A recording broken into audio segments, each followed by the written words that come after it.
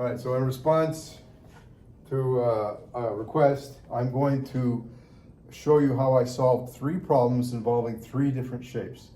A cube, a cylinder, and a sphere on the second board. So these are density problems for astute grade 10s. I strongly recommend you study them because one of these, or one very much like it, is going to be on the exam. So the first one asks, a cube of iron weighs 50 pounds. How tall is it? Nota bene, 1 kilogram equals 2.205 pounds, which equals 1,000 grams, and 1 inch is equal to exactly 2.54 centimeters. Those are the only conversion factors you need to solve this problem, aside from the formula for the volume of a cube. Anyway, the first step is to convert 50 pounds into kilograms. And the way you do this is by multiplying by the conversion factor. 1 kilogram for every 2.205 pounds. That's going to give you 22.67 kilograms. Don't pass a single step in this problem until you've understood in the nitty-grittiest detail what I'm doing at each step. And I strongly recommend that you train yourself to write all the units so that you can cross them out as you're going through the steps, because that's how you can track whether or not you've left something out. It'll become very apparent if you leave one detail out. Once I have the weight of the cube in kilograms, I'm going to convert it to grams by multiplying by 1,000 grams per 1 kilogram. I didn't write the 1 there, but it's sort of self-evident. The kilograms cancel, and I just moved the decimal place over to convert it to grams. Here's 22,675 grams. Then I use the density equation. Density is equal to mass over volume, therefore mass is equal to density times volume. All I did was transpose that V. That's just your algebra skills kicking in there. And then also using the same logic, if I transpose the density down, I get volume is equal to mass over density. Here's the mass of the ball, the mass of the cube, we just calculated that, divided by the density of iron. I looked this up on the periodic table. You're each going to get this for the exam, so you can look up the density on your own. I won't be telling you the density, you have to look it up. From there, we get that the cube has a volume of 2,879 centimeters cubed. And since the volume of a cube is length times width times height, and since we know that length is equal to width equals to height in a cube, we can simplify that equation to the volume of a cube is equal to the length cubed, since all the measurements are the same. And also that the length of the cube is equal to the cubed root of the volume. And you have a function like that in your calculator. You see a little 3 next to a radical sign. That's the cubed root. So if you take the cubed root of 2,879, you find the cube that has the height that corresponds to that volume. And that's what we have here, 14.227 centimeters. Notice I didn't round any of my calculations. You only do the rounding at the very end, otherwise you get what's called rounding error. So the least accurate number in this problem has 3 significant figures. So our answer cannot have more than 3 significant figures. It rounds to 14.2 centimeters. So a cube that weighs 50 pounds made of iron would be 14.2 centimeters tall.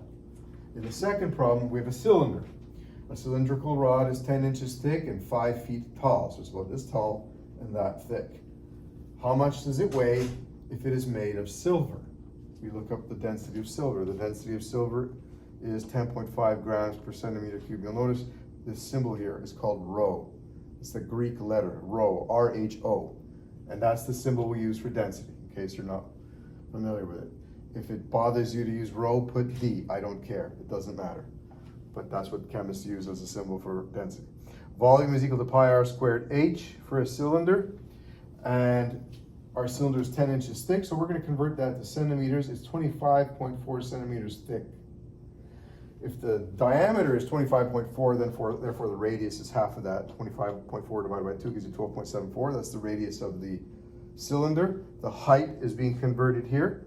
5 feet high, 12 inches per foot, 2.54 centimeters per inch. Feet cancel, inches cancel. You're left with an answer in centimeters. This cylinder is 152.4 centimeters tall. Now I take these 2 numbers and I put them in the formula for the volume of a cylinder. Volume is equal to pi r squared h. Here's the radius. We're going to square that with the unit. you notice that the units here will be centimeters squared times centimeters is going to give you units of centimeters cubed. When we square this number, multiply by that, we get this 77,222 centimeters cubed. Then we use the density equation. Density equals mass over volume. Rearrange it to find mass. Here's the density of silver. Here's the volume of the cylinder. This is the mass of the cylinder. Divide by 1,000 gives you the mass in kilograms. Notice I left all the decimal places from my calculator in it until the very end, and then I round to 3 significant figures, which is 811 kilograms. That's what a rod of silver this tall and this thick would weigh. Almost a ton. Okay, if you could point it over here. The third problem, how much does a ball of plutonium with a height of 4 inches weigh? Why did I use plutonium? Well, because back in the 1940s, they actually had a plutonium ball left over from one of the bombs that they were going to use on Japan. And they never used it because Japan gave up. But the ball was about big enough to hold in your hand and about the size of a shot put, about 4 inches high. So I was curious to see how much that would weigh. Anyway, the volume of a sphere is 4 over 3 pi r cubed. The height is 4 inches. That means the radius is half of that, or 2 inches. 2 inches times 2.54 centimeters per inch gives you a radius of 5.08 centimeters. We're going to cube that number and then multiply by 4 over 3 in pi, so you get this, 549 centimeters cubed. Given that the density of plutonium is 19.84 grams per centimeter cubed, it's a very dense metal. Lead is 11.34 by comparison, so it's a good 50% denser than lead. We rearrange the density equation to solve for the mass. So mass is equal to the volume times the density. Here's the volume, there's the density. That's the mass of the plutonium ball in grams. And we divide by 1,000 to convert it to kilograms, and then we reduce it to 3 significant figures, rounding the 0.89 to 0.9. So it's 10.9 kilograms of plutonium, which is about 24.2 pounds. That's a pretty heavy ball, given that it's only about 4 inches across. So that summarizes the types of problems I'm likely to ask. I'm going to ask one of these. I'm not going to ask 3, but one of these is on the exam. So study them until you can do them on your own. And thank you for your attention.